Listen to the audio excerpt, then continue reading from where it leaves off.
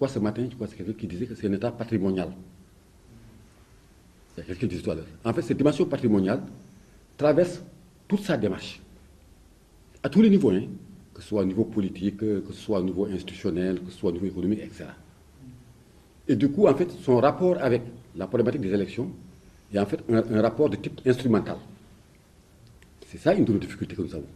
Et c'est en fait un rapport de type instrumental pour permettre la reproduction des classes dominantes, sans aucun changement.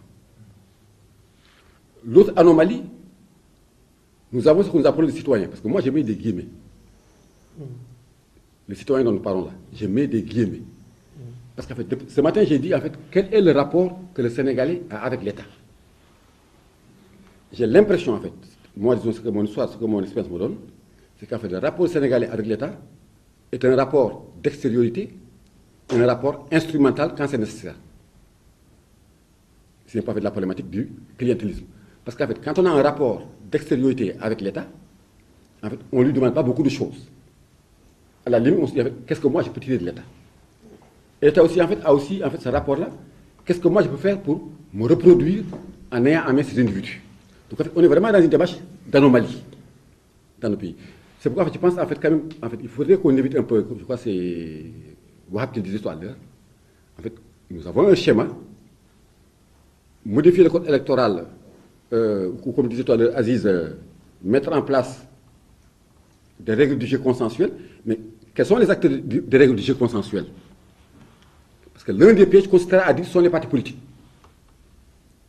C'est un piège. Parce que les règles du jeu consensuel en termes d'élection concernent tous les Sénégalais à quelque échelle qu'ils soient. Mais je me refuse d'entrer en fait dans un débat assez globaliste où on dit en fait la société civile représente les Sénégalais. Je fais attention à ça. Je donne un exemple très concret. Pour moi, aujourd'hui, ce qui se passe au Sénégal, avec le mouvement, avec les différents mouvements qu'on a dans les rues, c'est en fait un processus de révolution républicaine. Pourquoi je le dis? C'est en fait un mouvement en fait, qui demande aux citoyens, aux Sénégalais, d'être des citoyens et en fait de revendiquer dans l'espace public le rôle qui leur revient. Parce que la lutte pour le respect de la Constitution, même si cette Constitution, elle n'est pas issue d'une constituante, c'est aussi important. Parce qu'en fait, pour moi, les règles du jeu se créent dans des constituantes. Historiquement, je ne connais pas de pays démocratique actuellement qui a fait l'économie d'une constituante. Mais nous, en Afrique, nous voudrions en faire l'économie. On verra ce que ça va donner. Peut-être qu'on trouvera par magie un raccourci. Donc, voilà un peu, en fait, une des difficultés, en fait, auxquelles nous avons affaire. Bon, mais je pense, en fait, déjà que ce que disait Aziz, au moins sur certaines questions, parce qu'en fait, cette affaire dont je dis, en fait, là, on ne le fera pas en 1 an, ou en 2 ans, ou en 3 ans, ça va être assez long. Mais quand même, déjà, ce qu'il y a là, qui est imparfait, trouvons un moyen pour l'améliorer. Les règles du jeu. Il faudrait qu'on identifie les acteurs dans ces règles du jeu-là. C'est l'État, c'est les partis politiques, c'est la société civile, mais pas les ONG seulement. Parce que moi, les ONG au Sénégal, je les appelle l'aristocratie associative. Parce qu'en réalité, c'est quoi?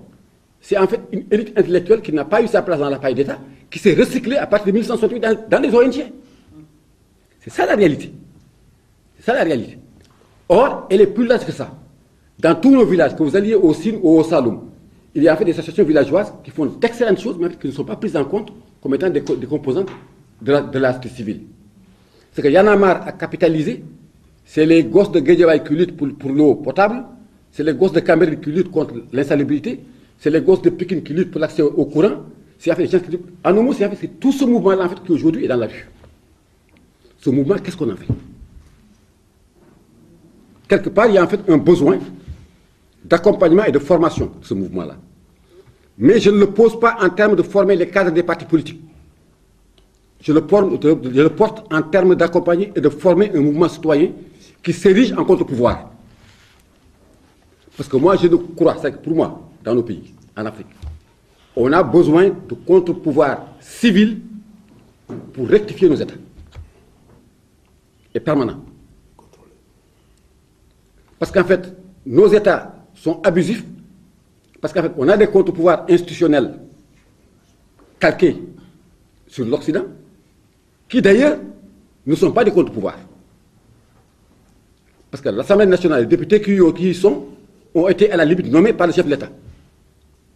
Les gars disent que mon député Abdoulaye Wade là. C'est aussi le cas sur Diouf, hein, c'est aussi le cas sur Senghor. Et ça continue.